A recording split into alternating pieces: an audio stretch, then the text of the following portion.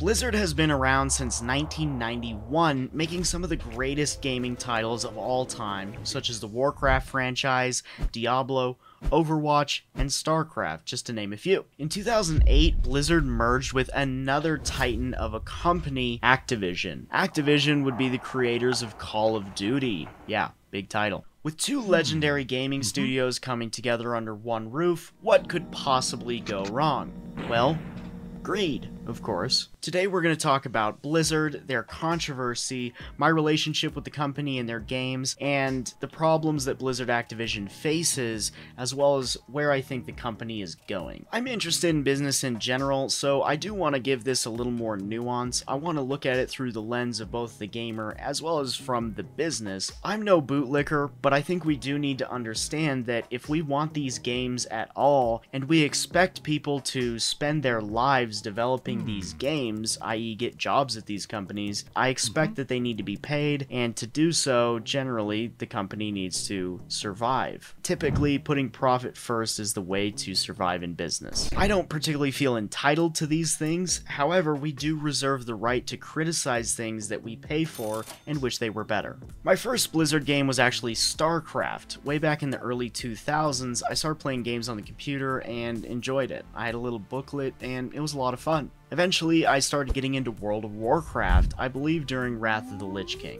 This eventually became a long-term on and off relationship with World of Warcraft. There's been many times where I quit, left the game, and then ended up coming back. Most recently I played in Shadowlands, and I quit right around their controversy, pretty much because of the controversy, and really the results that the games were seeing because of it. Out of my entire time playing World of Warcraft, the entire experience had been pretty smooth, pretty much up until Shadowlands, in which I started seeing like pretty major bugs and glitches and just flat out mistakes in-game, and that's when I kind of realized they're getting pretty sloppy. I believe at the time they were under-delivering. I think they were late and had to delay Shadowlands and all of these other things, and there were just a lot of issues, and then come to find out it was because they were busy sexually harassing people in their workplace. And then, of course, this coincides with the big sick time that we all experienced. I remember during these times surrounding this incident, they let a lot of people go and there was just a lot of restructuring. I can only imagine how messy it got. Anyone who's been in the working world and has worked in a workplace where they're moving stuff around, they're changing the rules, they're hiring new people, it's a total pain in the butt and it can really throw you off your game. So I imagine a major restructuring of the company, including like, I think, getting rid of their CEO, like tons of management, tons of designers that had been there for a long time were leaving. A lot of stuff moved around and it was just an absolute mess. Not to mention, I'm not sure how they cut back for the big sick time. I guarantee they did, not to mention sales and all that were slowing, so really it was just an awful mess. I have a lot of empathy for the developers in the micro and on the day-to-day stuff. It must have been very difficult and stressful, and I'm sure they were being pressured to pick up the slack and whatever else. Overwatch, I believe, is a shining example of the breakdown from these phenomenon. Big sick time alone threw many companies off their rocker, but when you add in a major restructuring and controversy, it just gets all the more stressful and it just becomes more and more impossible to do a really good job. And even after several years, you and I and plenty of other people in the world are still recovering from the aftermath of this stuff. Lots of things have not gone back to normal and probably never will. I believe one of the biggest issues the gaming industry is facing today is the shareholder. Companies are almost always looking for other people to invest in their company. When a company goes public, it's traded on the stock market freely. If a shareholder has enough of a stake in the company, guess what? Now they have a voice and sway in the company. So I believe what we're seeing time and time again is a company starts out with a small group of passionate individuals. They make a great product or service because they are so focused on that and they're passionate about it. Their product is nuanced to their consumer because they are in touch and they understand because they are probably close to their ideal consumers, at least in the beginning. And because of this, the company is successful. After a certain level of success, they start to bring in more and more people to help them, particularly the shareholder. I believe that the bigger a company grows, the more it becomes disconnected from its original vision, and they lose their finger on the pulse of the market. Ones who are passionate are moved into positions where they aren't able to do what they do best. The nail in the coffin is the corporate level. Management, corporate, the shareholders are all significantly more disconnected from the vision. CEO of Activision Blizzard, Bobby Kotick, is not a hardcore gamer like you and I. He's a businessman. Plain and simple. How in touch can a non-gamer be when it comes to video games? I believe this is why so many announcements and updates coming from these companies are just jaw-droppingly bad. They're so out of touch sometimes, it's unbelievable. I think a recent shining example of that is this Bud Light controversy. I don't care which side you're on, but I think we can all agree that that was just so out of touch with their target audience that it's unbelievable. How can you miss the mark that badly? I can kind of appreciate that they chose a hill to die on, but damn, that was a hill you were guaranteed to get slaughtered on, man. So in my mind, the explanation for all of this is really very simple. Shareholders and the corporate drones that serve them only see one thing. That's the bottom line. And from what I can tell, these people are consistently willing to sacrifice quality, good working conditions, and long-term customer satisfaction for this quarter's number increase. They expect infinite growth. The irony, of course, is that they completed their mission statement early in the life of their business. They just wanted a great immersive gaming experience, and they really knocked it out of the park in the beginning of this game studio's life. So why don't people just step away from these games? Well, I think I have an answer. I find myself, anytime that I'm not playing some of these Blizzard games, I crave it. I crave it in a strange way. Some things about these games are just so satisfying and so right, I can't even put my finger on it. But there's something that draws you back. And I think they know this, and I think they play into it to perfect it and develop it as a system. In 2009, Modern Warfare 2 came out, and I remember looking at all of the challenges, all the achievements, the prestige mode, all of these different things, and I thought, man, this is a really in-depth progression system. This will keep me busy for a really long time. And so it did. I think Activision figured out in the early days, if we give them a lot of in-game achievements and really just content and stuff to do and pace it in a way that it would take them a long time, then they're going to spend a lot of time playing this game. World of Warcraft is like that, but on steroids. I've said it before, it's probably close to impossible or extremely difficult to accomplish everything in World of Warcraft. I think recently there was someone who completed all of the achievements in game. That's not even all there is to do. For example, if you're going for a rare drop, you can loot the raid boss once a week. So if it's a low drop rate, you will have an extremely low chance one time a week. There are things in the game that people have been grinding since it was released and they still don't have after years and years and years and years and years. I think these games abuse our brain's reward system. This is a really big topic in the self-improvement space. Dopamine is a little reward for our brain that makes us feel good, and it tends to come when we accomplish difficult things. But the caveat is, for it to actually be rewarding, it can't be free. Imagine if you played World of Warcraft or Call of Duty and you unlocked everything within a week. You would get very bored and you probably wouldn't want to play. So I think the key is finding a balance of making it challenging enough to actually be rewarding, but not so challenging that it's just completely impossible. I think this is why so many people still play RuneScape even though it's kind of an antiquated game. It's because everything in that game is an absolute grind. So when you get stuff done, it actually does feel good and you can be relatively proud of what you did because, hey, it was kind of difficult to do it and you did have to grind it. I think Elden Ring is another great modern example of this reward system. Why are people willing to spend hours and hours and hours to bash their heads against these bosses over and over again and continuously fail? Because it feels so good when you actually get it done. And I suspect that Blizzard Activision is well aware of this and is working on creating just the perfect dopamine milking machine. On top of that, unfortunately, they have genuinely good games. Like, I hate to say it, but I think you would be very hard-pressed to find an MMORPG that is superior to World of Warcraft. There's so many factors and it's very difficult, but I really don't think World of Warcraft has really been dethroned from being kind of the king of MMORPGs. That does come at a premium. I mean, it is a relatively expensive game to play. And how many times have you heard that a new game is going to be a COD killer, when in reality we know, frankly, gunplay in Call of Duty and just everything about it is pretty damn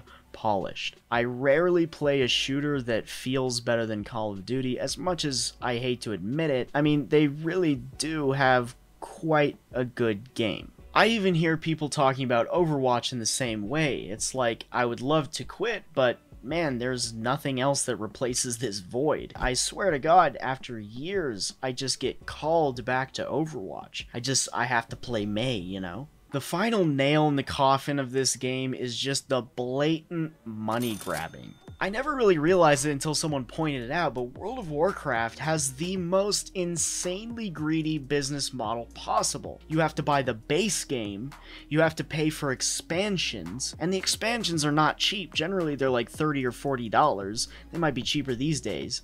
You have to pay $15 a month for a subscription, and they still offer microtransactions and the option to buy currency in the game. And of course, all of the microtransaction pets and mounts are far cooler than most things they offer in the game. And the subscription price alone is kind of crazy, $15 a month. That means in 4 months, you would have paid $60, which is enough for a new AAA game every 4 months. Even now that Overwatch 2 has kind of rug pulled like everything that they promised, even today I found out they were promising you could do a weapon inspect, which they are now ditching. They have just abandoned almost everything that they promised, and now people are suspecting that the entire restructuring of Overwatch into Overwatch 2 was really just so they could monetize the game easier. And I mean, that's totally what happened. I will say, however, the Battle Pass model is not the worst. Basically, they're offering Overwatch 2 for free.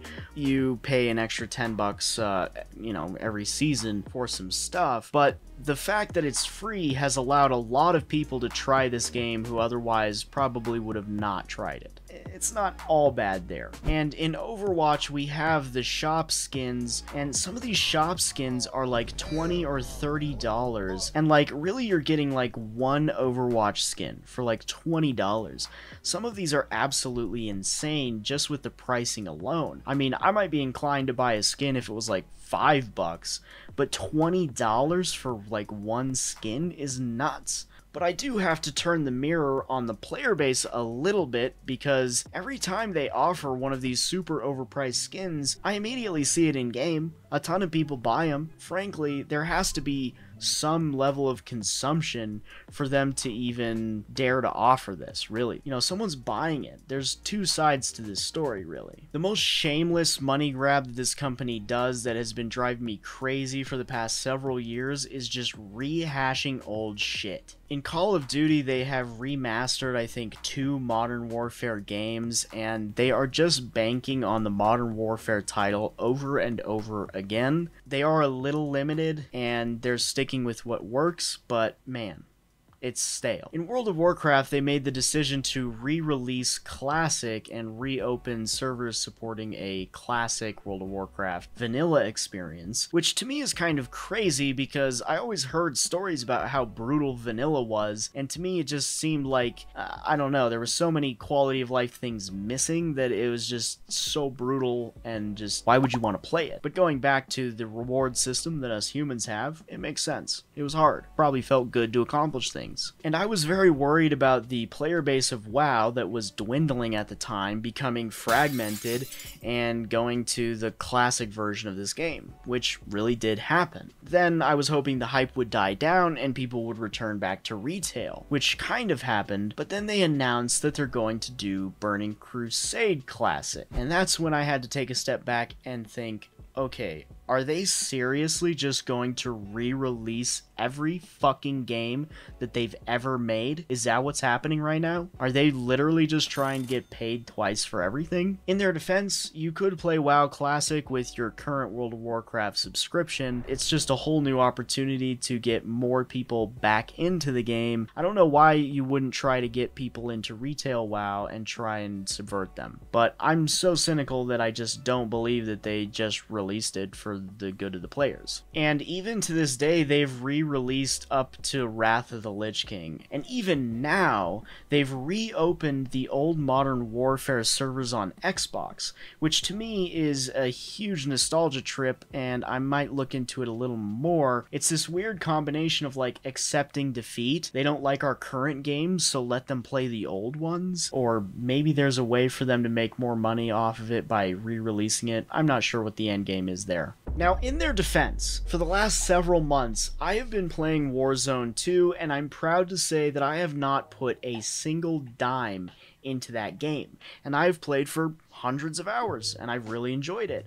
I have a lot of loadouts, I have a lot of custom stuff, to the point where I don't feel like I have to spend money. I am enjoying a free Activision Blizzard product. Kind of crazy. Around the time of their controversy, I did kind of cancel them and sort of at least step away from their games for a while. I felt like I wasn't getting my money's worth, and all of it was just so tiresome, especially kind of listening to other co-gamers kind of just hating on the game all the time, and that continues to this day. And so there were all these problems in game, and myself for the first time started seeing like actual glitches and like mistakes in game, and then it turns out it was because they were busy sexually harassing people at the workplace. So that just really pissed me off. And I did come back to Overwatch a couple of months before Overwatch 2 released, and that was another great example because it was like I couldn't stay away from Overwatch. I just like had to play it again. And so I broke my little boycott back into Overwatch, and then Overwatch 2 came out. I got excited because I was like, well, maybe they revamp the game and make it great and bring a bunch of new players in and add some fun new content. And of course, they have fell short on pretty much all of their promises for this game. Frankly, I really liked Overwatch. I liked the way it was. Given that they haven't added a whole lot or haven't changed too much, I think the game is fine and functions well, and like, I genuinely am enjoying the game. I don't even mind buying a battle pass. I wish they weren't as frequent as they have been, but I don't mind the battle pass model too much. Usually they're relatively cheap. They're like $10, and it also means that the game is offered for free, and that gives me a better chance of getting other people into the game and playing with me for a very like low barrier to entry. However, the community these days is pretty much livid, and it is not really fun.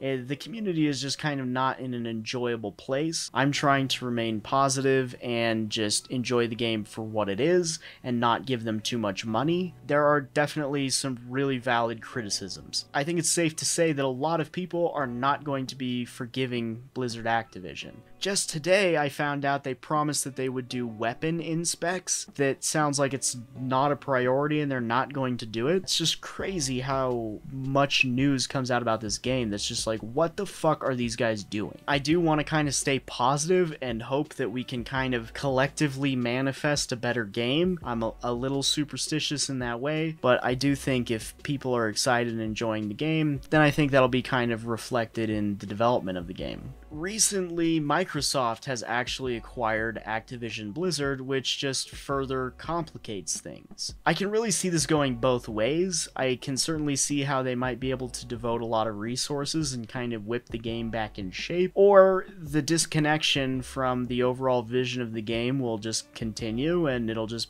become more about protecting shareholders' investments and making money, and the game will just get run into the ground. And I really think it can go either way. Given the fact that gaming is just really profitable right now, I think there's a lot of people trying to stick their beak in and just make some money, so I'm really not holding my breath. And keep in mind, you don't have to part with your money unless you think what you're getting is valuable. My advice is don't pay for anything you don't think is worth it. If you don't think the battle pass is worth it, don't buy it. I highly suggest just forming a stoic approach to a lot of these games and just control your own emotional investment in it. Personally, I'm probably going to keep enjoying Overwatch until the wheels fall off and try and give this company the benefit of a doubt, but also be very careful with how much money I'm giving them.